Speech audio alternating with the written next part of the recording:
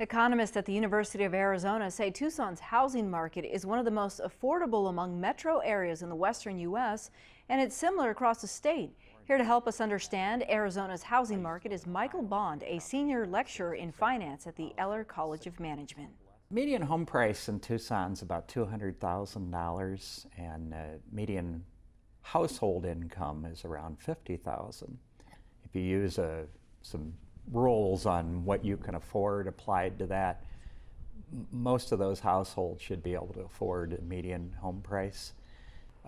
When you say households, that includes single, people living by themselves, and families. If you look at family income, that's probably up in the 70,000 range. How does the state look, the picture in Arizona overall? Well, if things are a little more up in the Phoenix area, but overall housing is pretty affordable here, especially if you compare it to like California. And I used to live in Ohio. My property taxes, same type of house, are about 60% less in Arizona than they would have been in the city that I lived in, Ohio. So I think this is a pretty affordable state. You're running into a problem here, as you are with a lot of places. We probably need about 1,200,000 new homes each year between new family formation, immigration, that type of stuff there, new houses being torn down. We're building about 900,000 nationwide. So we're short about 300,000 a year. The home builders are having a little trouble keeping up at this stage. In the Arizona, as a whole, I think we're building around 25 or 30,000 houses. We probably need 40 or 50. And that's one of the reasons why you're seeing home prices rise some. Over the last year in the Tucson area, they've risen about 7 or 8%, which is faster than people have been getting in their raises and that type of stuff there. But even with that, it's still, at this stage, pretty affordable. What do you attribute that shortage to? The industry got decimated.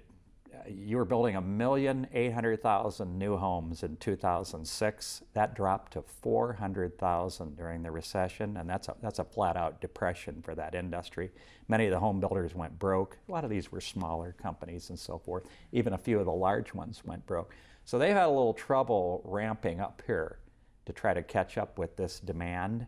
That, of course, is really good for anybody who has already owned a home. Their prices are rising fairly rapidly. As we go through this, if this keeps up, it will start influencing affordability for first-time buyers or people who are moving up to a larger house there. In Arizona, at the peak, we were building 100,000 new houses a year. We probably needed 40 or 50. Wow. That dropped to 10,000. So that was a 90% reduction in the industry.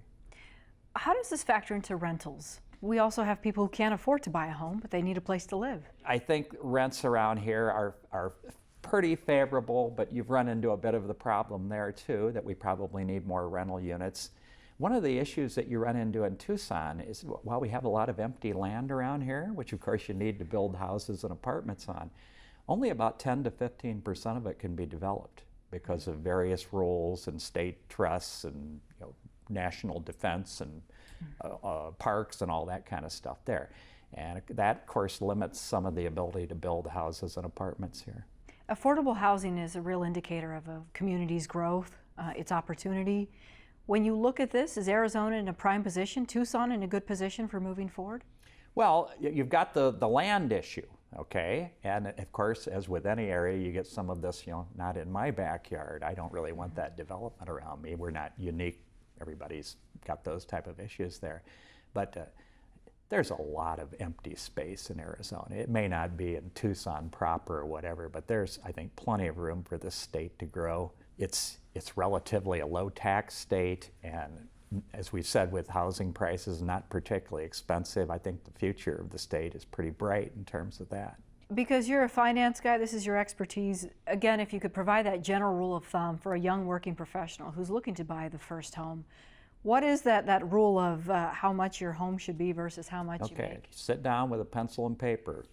Your mortgage, your property taxes, and your fire insurance should be no more than 30% of your monthly gross. And I'm a professor who thinks if you're spending more than that, you're buying a house you can't afford. And we just did that in this country, and we don't want to do that again.